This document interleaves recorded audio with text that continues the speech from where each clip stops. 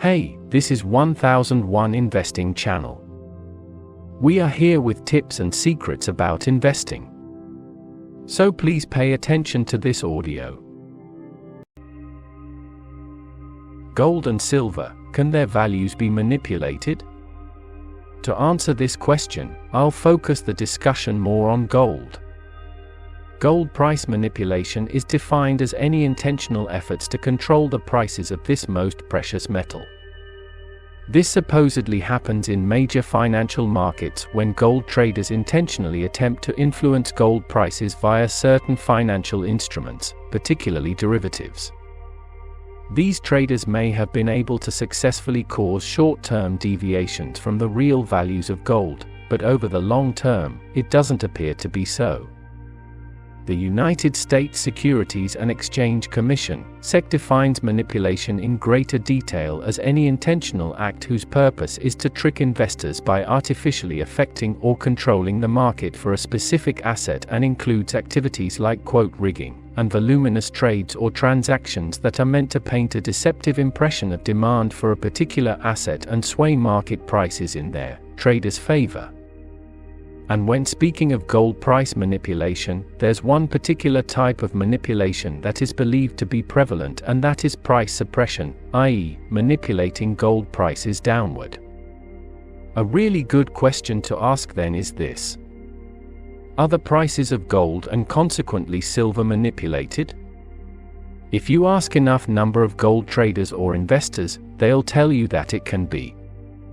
Even more, they'll probably tell you that they are being systematically manipulated right this very moment.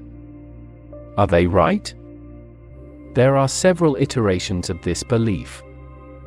One is that central bankers control the prices of precious metals. Another iteration of this belief is that greedy private commercial bankers are the ones manipulating gold prices downward through derivative instruments, short selling, and futures contracts, and high-volume trades meant to paint a scenario of low and decreasing demand for gold and silver.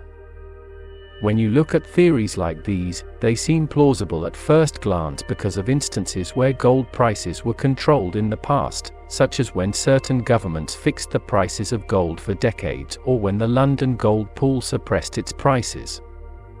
Add to the fact that very rarely do financial institutions get penalized for gold price manipulation, and you have a very prevalent belief that indeed, gold and silver prices can be manipulated.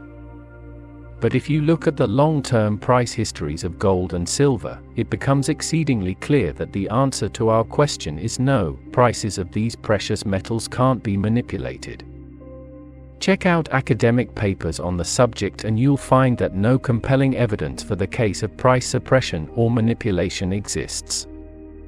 In fact, you'll find very clear cyclical patterns if you check out the long-term price charts of these two precious metals.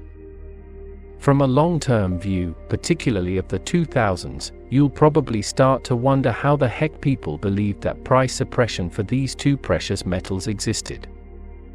And when you think about crying wolf, you may start to wonder why manipulation is selective, i.e., manipulation is responsible when prices go down, and when prices are going up, it's the market that's pushing it up.